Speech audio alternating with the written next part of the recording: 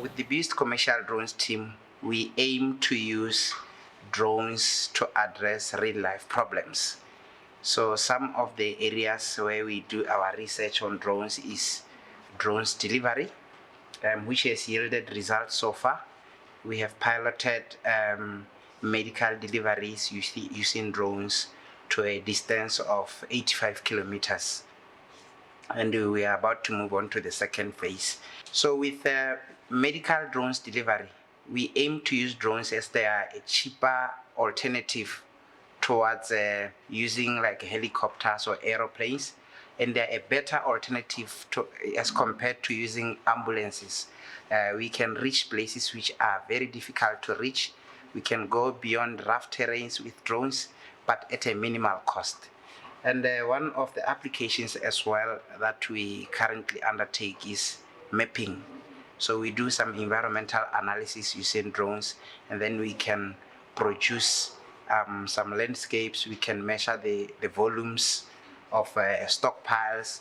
We do inspection of power lines. We do inspection of buildings, and we also do aerial photography. But the biggest part of our drones is research. So we are currently researching ways in which we can optimize the battery life. At the moment, these drones take about 25 minutes flight time, and then they have to land.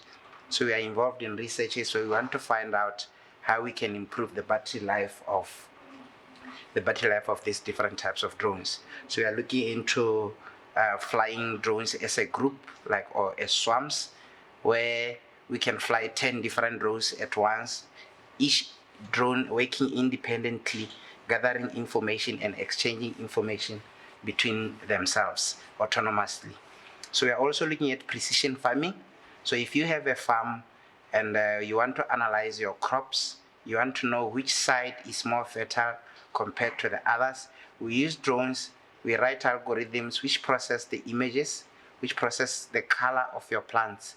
If one section is green, the other section is yellow, we can precisely target those areas and do fertilizer applications based on the software. We have about 17 drones right now in our inventory. We have about 4 different types. This is called a phantom drone.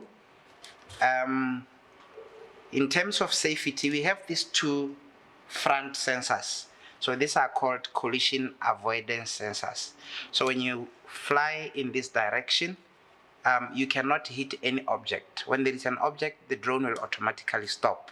So this one has 2 front sensors, and it has 2 ultrasonic sensors underneath, so to avoid hitting objects below.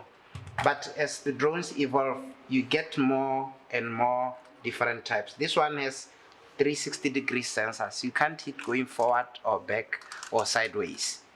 And we also have the other type of drone called a parrot. Normally we use this for programming. This is where we write code with computers, and then we load it onto this type of drone, and then we can fly it around. Normally it's handy for students' experiments and stuff like that, because eventually we want them to be able to program bigger types of drones. So they are very safe. Wherever you fly, you are able to see where you are on a display. Normally we use cell phones to fly, and you are always seeing this. They use GPS, we use satellite communication, so you always see your drone. And from our team, we have 4 pilots who are trained and who are licensed by civil aviation. So that training is important, as it covers a lot of safety related issues. So we are always safe when we fly. With drones, they fly using a camera. Let me just show you. We have a high resolution 4K camera attached to every drone that we operate. This one has a 4K camera, and this one also has a 4K camera here. So a drone is like a flying camera. What you see is what you get. So normally this, we call it a payload. We can change this payload and apply a different payload depending on the functionalities. If, for example, you want to chase some thief who has broken into from prison and ran into the bush, You put in a thermal camera, and accurately you'll be able to see the heat signature of this person as they escape. And you can go up to 90 kilometers per hour. And it can go up to 5-kilometer distance away from where you are. So you really can't outrun it. The more ground you cover, and as the drone goes up, it covers a wide range of area. So it's very accurate in terms of information gathering. A drone contains a very small battery. At full capacity, this battery can fly only 21 minutes at full capacity before it returns to home. But we are looking into ways in which we can increase that 21 minutes to maybe 30 minutes or 40 minutes. And one of the things that we are exploring is the impact of adding solar panels on the frame. While it flies, can it charge using solar?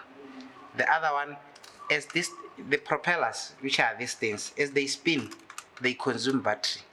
But we are looking into harnessing this movement to act as a dynamo, and then it charges the battery as well.